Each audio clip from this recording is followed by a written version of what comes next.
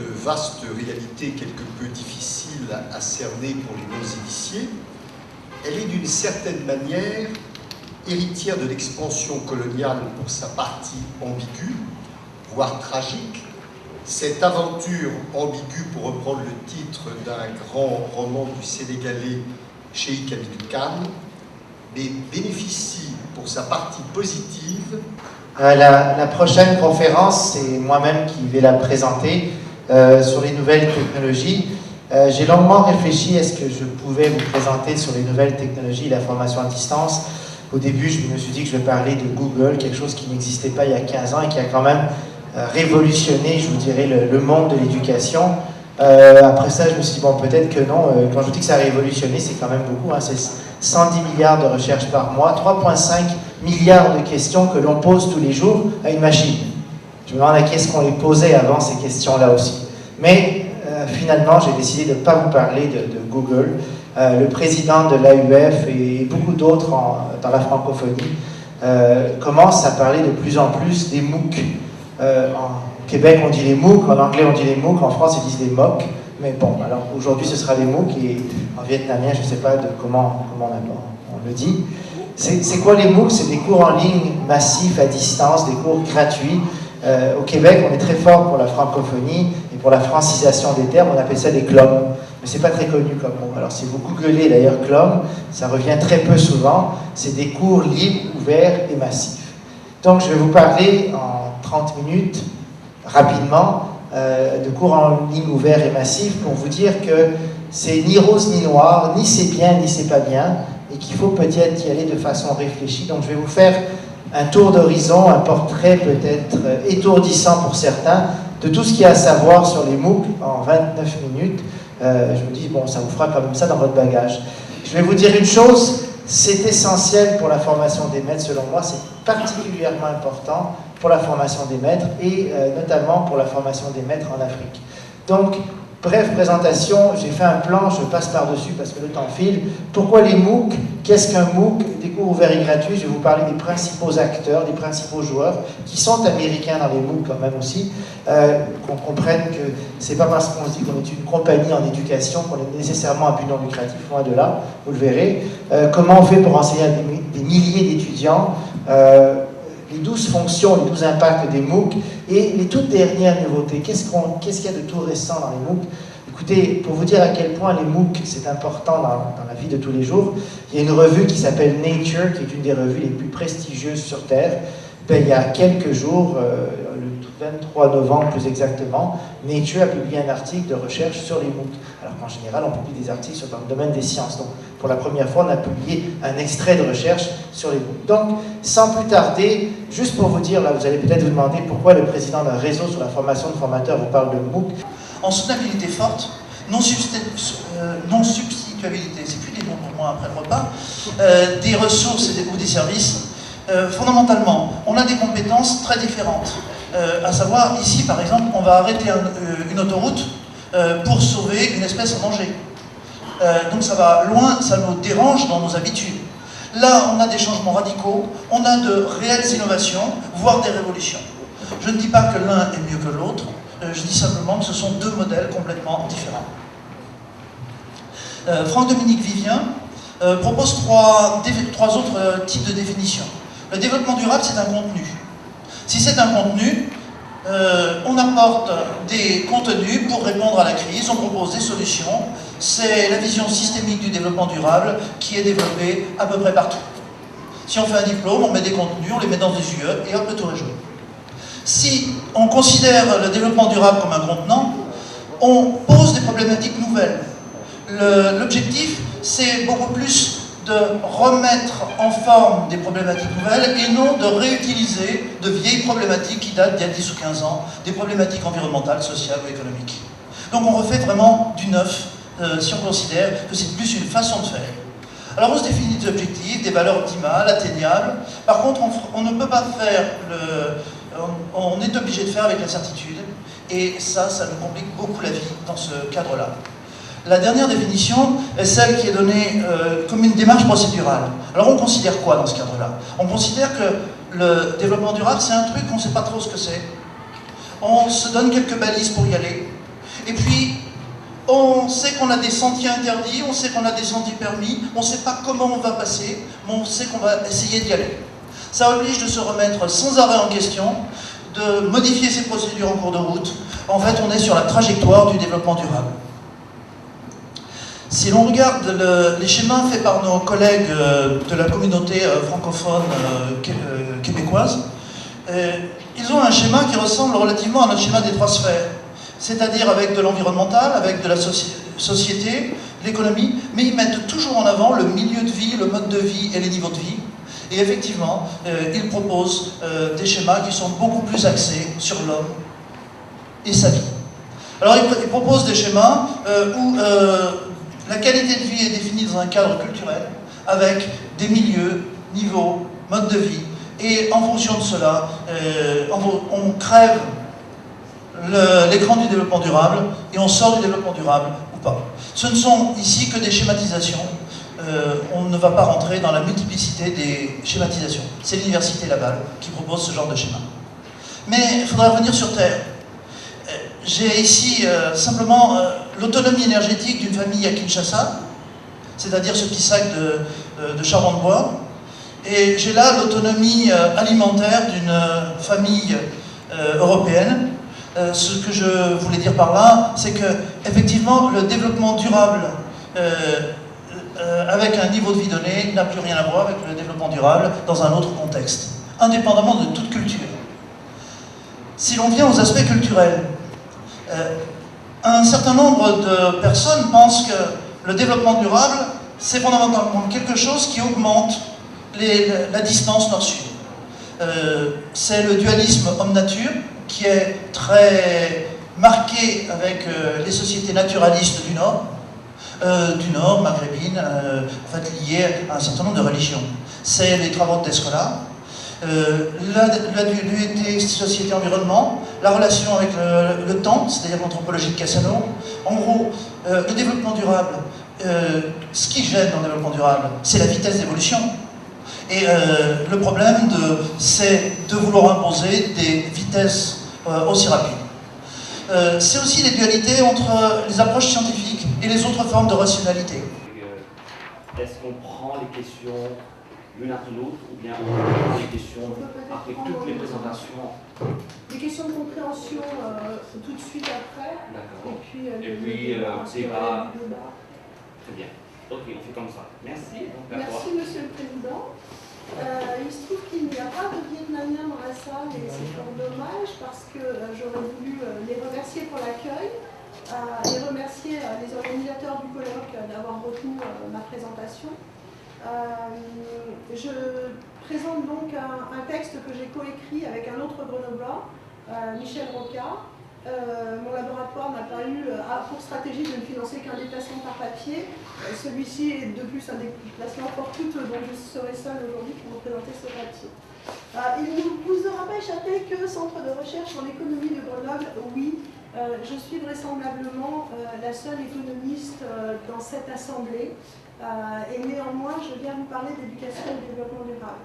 Donc en guise de préambule à ma présentation, je vais préciser d'où on parle quand on a écrit ce papier, puisque ce n'est pas des gens qui travaillent sur les sciences de l'éducation qui ont écrit ce papier, mais bien des économistes français, parce que c'est dans le contexte univers français que nous réfléchissons, et donc il n'y a pas nécessairement vocation à généraliser votre propos. En particulier, je ne sais pas s'il y a des Canadiens dans cette salle, mais très nettement sur l'éducation au développement durable, je trouve que les Français ont un petit complexe d'infériorité à nourrir vis-à-vis des Canadiens. Et donc ce que je raconte, c'est bien une histoire française et pas une histoire canadienne, en tout cas, puisque c'est celui que je connais le mieux en comparaison. Et enfin, c'est un propos d'enseignant, enseignant-chercheur, mais ici enseignant, qui interviennent en fin de cycle professionnalisant universitaire, pour être clair, en master, M1 et M2 Pro. Donc voilà d'où se tient notre propos.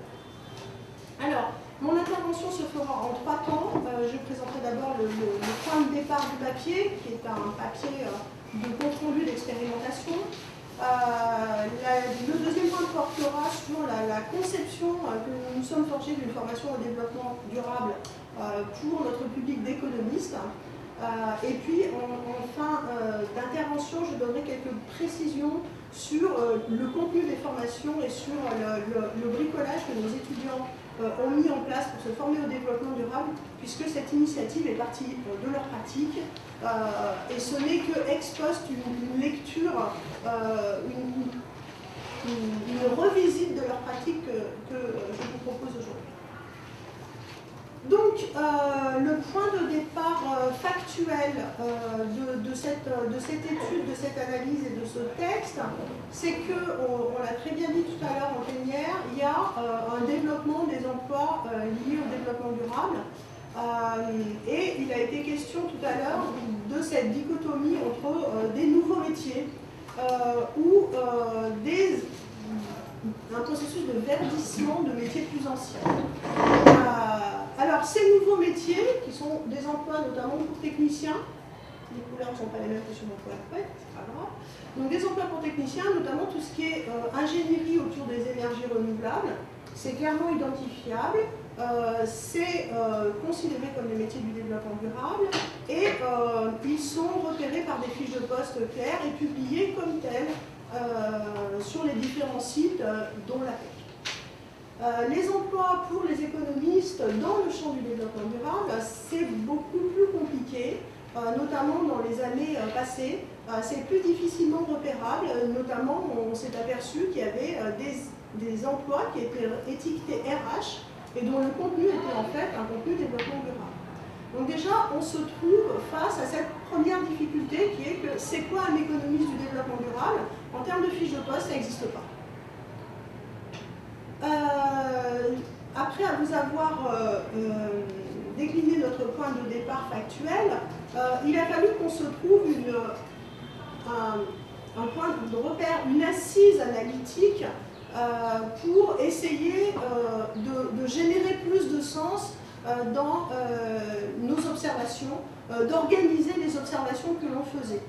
Donc c'est très rare pour des économistes, parce que les économistes et les gestionnaires ne font pas nécessairement bon ménage, c'est pourtant exceptionnellement à la gestion que nous avons emprunté un outil qui nous permet de phaser en 3 moments le processus d'intégration d'une nouvelle thématique dans une organisation. Le développement durable, c'est une nouvelle thématique. Et comment est-ce que les organisations l'intègrent, soit justement dans la publication des postes, et nous aussi à l'université, comment on l'intègre en tant que nouvel objet de formation. Donc, vous voyez sur ce slide que la phase que j'ai mis en rouge, c'est la phase dans laquelle j'estime que se situe le système éducatif français à l'heure actuelle. Alors, quand on a commencé à réfléchir à ce problème, on était très clairement dans une phase 2. Je ne vais pas vous relire ce qui est au tableau, mais j'estime que maintenant on se dirige vers la fin de cette phase 2. Et quand je vous disais qu'il y avait des différences, j'estime quant à moi que les Canadiens sont déjà passés à la phase 3. Parce qu'on voit très clairement dans les fiches de poste au Canada des thématiques et des intitulés qui montrent que les Canadiens ont complètement intégré le développement durable dans le cadre de leur formation et par suite dans le cadre des métiers qu'ils demandent et des fiches de poste qu'ils produisent. Donc, on est dans une phase où Ackerman et Bauer disent que le problème reste émergent et non résolu, mais il fait l'objet d'un travail de caractérisation, de politique, le problème devient technique, et cette étape est souvent marquée par la création d'un poste de spécialiste hors la ligne hiérarchique. C'est typiquement ce qui se passe en France actuellement, notamment le développement durable sort du département ressources humaines où il a été longtemps cantonné. On a maintenant des responsables développement durable dans les grandes boîtes, ce qui est un phénomène récent qui date de la deuxième moitié des années 2000. Et pas dans toutes les entreprises. Évidemment, je parle des grandes entreprises, puisque pour avoir cette ligne hiérarchique complexe, on se situe nécessairement dans des grandes entreprises. Le développement durable est parfois couplé avec la qualité dans certaines entreprises, curieusement, mais souvent avec les ressources humaines. Donc, le deuxième point d'une pré-spécialisation est surtout un commencement de compétences recherche, puisque c'est des gens qui vont faire recherche ou pro derrière. Alors, les recherches ne nous intéressent pas ici, néanmoins, je les récupère en thèse quand même. Voilà. La deuxième caractéristique, c'est qu'on a mis en place un projet tutoré. Et dans ce cas, projet tutoré en groupe, le thème peut aussi être porté sur le développement durable. Et il peut se faire en collectivité territoriale ou en entreprise. À dessein, je parle en général d'organisation parce que c'est tout type de support. Il y a aussi des associations. Et vous voyez qu'ils ont 66 heures de cours, séminaires interactifs sur le développement durable, un mémoire sur le développement durable et un projet tutoré sur le développement durable, auxquels ils peuvent adjoindre des cours disciplinaires qui sont orientés environnement, développement durable, parce qu'ils ont un choix, et dans ce choix, ils peuvent là aussi se faire une carte, mettre l'accent sur la spécialisation des développement durable. Très clairement, on est dans des acquis théoriques sur le développement durable auquel viennent s'adjoindre un certain nombre d'enseignements qui préfigurent les M2 et qui anticipent un petit peu sur la maîtrise d'un certain nombre d'outils au cours de cette première année de master. Vient ensuite la deuxième année et ce qu'il faut que vous compreniez, c'est basique, hein, des systèmes d'arbre, ça va, où on a les 4 cohortes organisées sur les 3 premiers mots. Je vais dire comme ça pour aller vite, je ne rentre pas dans le détail de la statistique. Donc environnement, qui est pratiquement une fois sur 2 dans les réponses de qu'est-ce que l'éducation et le développement durable pour vous, dedans de l'environnement pour 1 sur 2, qu'on soit PE, qu'on soit enseignant, qu'on soit étudiant, peu importe la langue. Ensuite, suivant deuxième ou troisième mot, c'est sensibiliser ou sensibilisation pour un grand nombre de personnes, un peu plus pour les étudiants que pour les enseignants. Et d'un autre côté, également, l'élève ou l'enfant est le plus souvent présent chez les étudiants que chez les enseignants. Bon, quelques exemples, juste pour dire que déjà avec les 3 mots, j'ai de l'environnement, j'ai de la sensibilisation, de l'action, et j'ai l'élève ou l'enfant en tant que cible, bon, ce qui paraît à peu près attendu. Un autre exemple, là on change un peu de logique de présentation, hein, tout du moins, ce sont les mêmes résultats, donc avec un petit programme qui permet de rentrer tout le corpus de texte et les mots sortent en fonction de leur fréquence. Donc c'est juste visuellement, est-ce que ça peut être intéressant? Parce qu'à terme, il y a une visée éventuellement d'utilisation en formation, comme ça, bref. Donc, par exemple, vous voyez que l'environnement ici est très présent, mais on peut aussi avoir une visée un peu plus, comment dire, globale des autres mots qui arrivent dans des fréquences plus ou moins importantes. Alors après, les comparaisons, elles se font évidemment de façon globale aussi là, on n'est pas sur un traitement statistique, c'est plus voilà, qu'est-ce qui ressort majoritairement ou moins majoritairement de telle ou telle question. Bon, la même chose pour les étudiants, on ne peut pas rentrer dans les détails. Ah si. Ah si, on rentre dans les détails. Ah ouais, mais... Non, mais il y a développement qui arrive, c'est la première fois qu'on le voit. Ah, vous voyez développement. Et ouais, c'est la première fois qu'on le voit. Alors développement, effectivement, on le voit. C'est parce qu'ils citent développement durable. Et aussi... Alors que les enseignants le citent moins, ils le citent plus. Voilà. La différence, elle est là, c'est qu'ils nomment développement durable, c'est pas que développement. Que ce soit les différentes normes que je viens de citer, ou que ce soit l'ère de Wernicke ou l'ère de Broca, plus le fuseau arqué. Mais tout cela aussi sont en relation dépendante et non indépendante avec les différentes mémoires quand il s'agit du langage. On a en premier lieu la mémoire sensorielle. Pourquoi la mémoire sensorielle? Parce que sans nos yeux, sans nos oreilles, sans nos mains, on ne peut pas faire venir n'importe quel message, qu'il soit auditif, visuel ou kinesthésique. On a la mémoire à court terme, et c'est là qu'elle pose problème pour la plupart de nos enfants, parce qu'ils travaillent beaucoup plus avec la mémoire à court terme qu'avec la mémoire à long terme.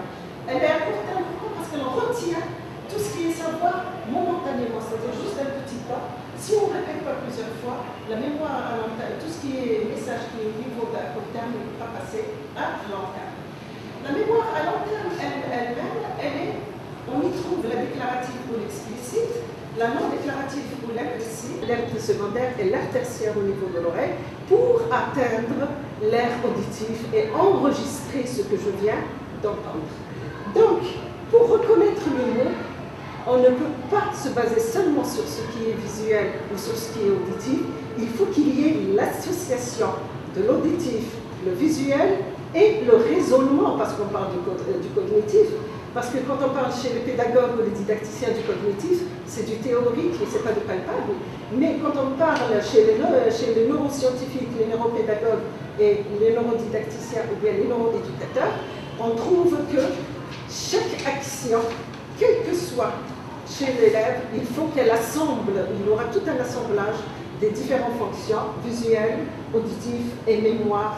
Et c'est qu'à ce moment-là qu'on peut parler de cognition.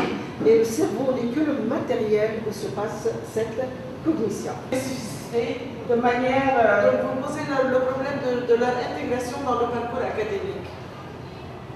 Mais il faut vous poser la question, il est temps qu'on se pose la question, de se poser la question sur les dispositifs que les universités apprennent pour aider ces étudiants à une intégration dans le système éducatif canadien. Qu'il y ait plus de reconnaissance des acquis de formation antérieure, oui.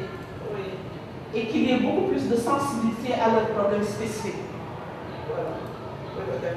Et qu'on tolère aussi la diversité linguistique, qu'il y ait beaucoup plus de tolérance à la diversité linguistique et à l'accent des immigrants. Moi, ça fait 20 ans que je suis au Sénégal et je sais que j'ai un regard très sénégalais, malgré ça. Alors je crois qu'il y a lieu de... Mais ce test est pour tout le monde, hein. Ça ne cible pas une communauté en particulier, mais je crois qu'il y a lieu d'avoir... Tous les étrangers en tout cas. Les étrangers. Je posais cette question de curiosité parce que je me disais finalement, et il faut le reconnaître, nous avons tous les accents. Hein. Moi, je viens du Cameroun, donc j'ai un accent camerounais, puis j'ai en parlé camerounais. Je l'ai essayé à midi, et quand je parle avec mes frères, vous ne pouvez pas comprendre ce qu'on se dit alors qu'on parle français et parfois de ça. Mais ici, je me demandais s'ils avaient les bons outils pour aider justement la communauté canadienne.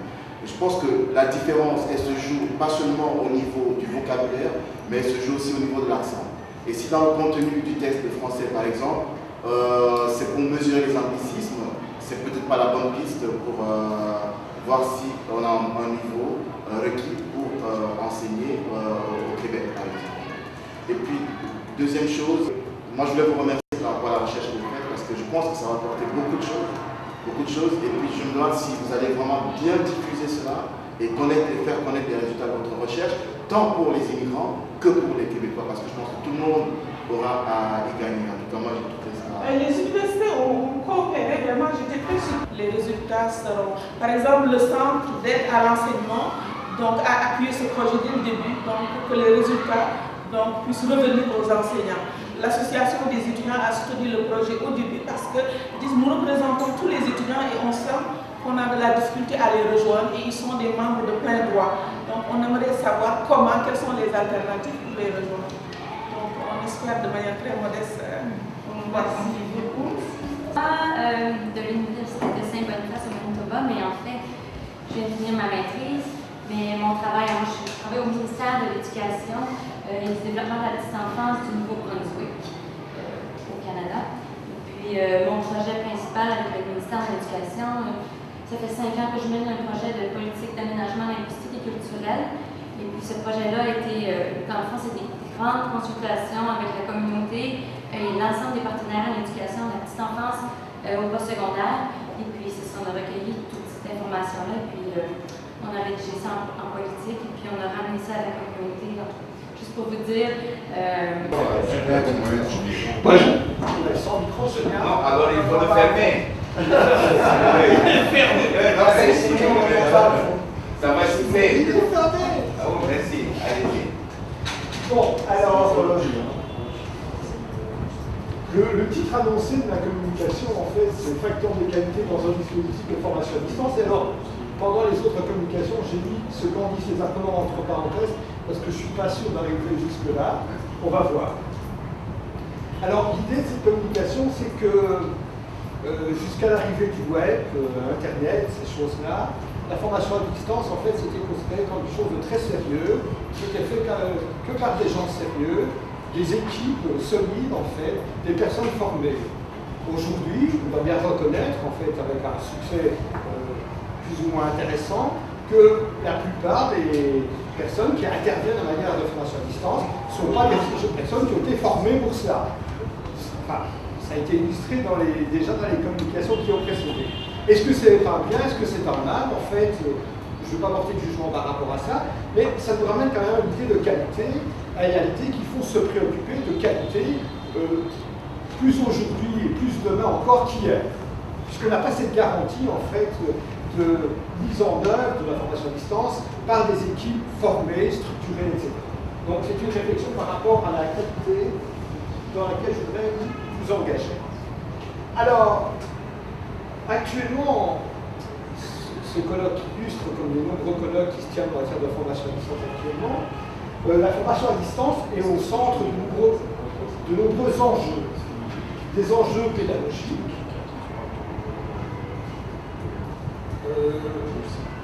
liés notamment aux différents modèles qui existent en matière de formation à distance. Des gens qui s'engagent en matière de formation à distance sans vraiment connaître ces différents modèles, en fait. Et là, on peut pas tous les connaître parce qu'il y en a de nouveaux chaque jour. Alors, pour le moment, on parle beaucoup des MOOC, en fait. Il y a 2 ou 3 ans, on parlait beaucoup de socioconstructivisme. Avant, en fait, on a parlé de behaviorisme. Donc, il y a différents modèles auxquels on peut se rapprocher, avec plus ou moins de bonheur. Et ça crée de l'agitation, en fait, autour de la formation à distance. Et ça ne conduit pas, en fait, à structurer le choix. En fait, que ça pourrait constituer une solution pour l'éducation d'un pays en voie de développement. J'ai même entendu, en fait, qu'il y a une solution à la formation des maîtres. On sait que dans le cadre de l'éducation pour tous, en fait, c'est par centaines de milliers, en fait, qu'on va devoir former les maîtres très rapidement. Et certains prétendent, en fait, que la formation à distance, et même les MOOC, en fait, peut être une solution à ce type de difficultés. Dernière chose, des enjeux économiques. On en a parlé également. Il y a vraiment un business très important autour de la formation à distance, par centaines de millions de dollars, puisque ça s'exprime toujours en dollars, peut-être des milliards de dollars. Il y a des chiffres sur Internet qui traînent par rapport à ça. En fait, c'est un domaine qui brasse beaucoup d'argent. En fait.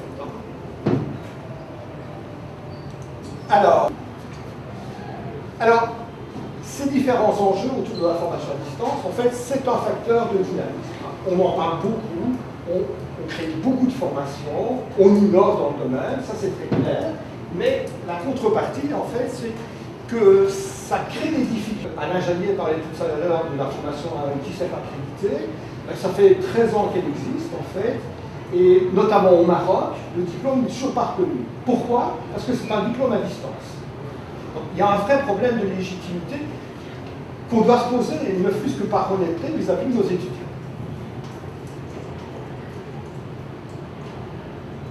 Alors, je propose 3 approches en matière de qualité, ce que j'ai appelé l'approche par certification-accréditation, l'approche par les normes et l'approche par les indicateurs.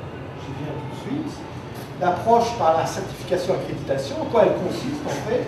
C'est une approche classique, surtout en Amérique du Nord en fait, qui consiste à mandater en fait, des équipes d'experts qui vont décréter qu'une formation est labellisable, peut recevoir en fait une accréditation officielle. Voilà, les documents gouvernementaux ont créé ce document, a été créé la stratégie du développement éco-économique, ce qui nécessite des changements dans le contenu de l'éducation à tous les niveaux, mais en pratique, dans la réalisation de la croissance économique de notre pays, on attire encore l'attention surtout aux aspects économiques, ensuite aux aspects sociaux et enfin, il y a un intérêt minimal pour les aspects écologiques. C'est pourquoi les relations de l'harmonisation des relations entre l'homme et la nature étaient au centre de notre travail, parce que ces problèmes ne sont pas parmi les priorités, les 10 premiers problèmes. Par exemple, de M. de Boucher, seulement ce qui est fait en harmonie avec la nature est stable, durable, vital et rentable. Les paroles qui ont été prononcées encore à la fin du XIXe siècle.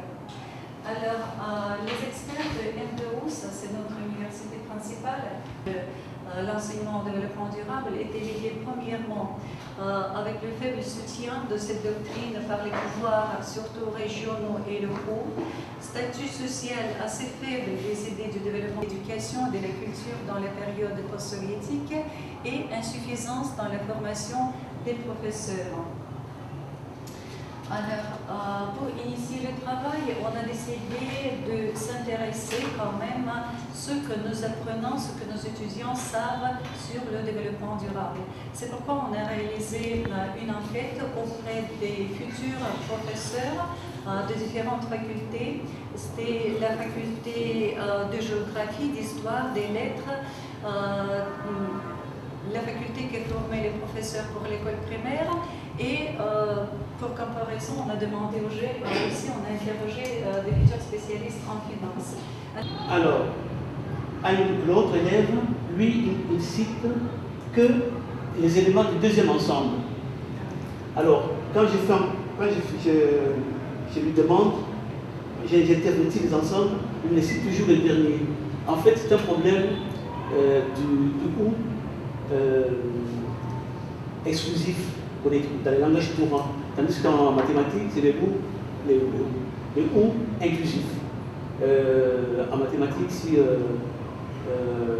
quelqu'un te demande, prête-moi 10 ou 20 $, mathématiquement, je peux lui prêter 30, parce que mon ou est inclusif. Est-ce que vous vous souvenez aussi dans le métro parisien, même dans le métro à Montréal, c'était marqué « il est interdit de fumer ou de cracher ». Bon, ça veut dire que... Non. Il est interdit de fumer et de cracher. Ça, on a changé encore. Interdit de fumer et de cracher. Ça veut dire que pour avoir tort, il faut fumer et cracher en même temps. Alors, c'est pourquoi on a tout changé en mettant le ou qui est inclusif.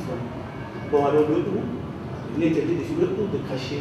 Si quelqu'un fume, il a tort. S'il crache, il a tort. Si jamais il arrive à faire les deux, il a tort.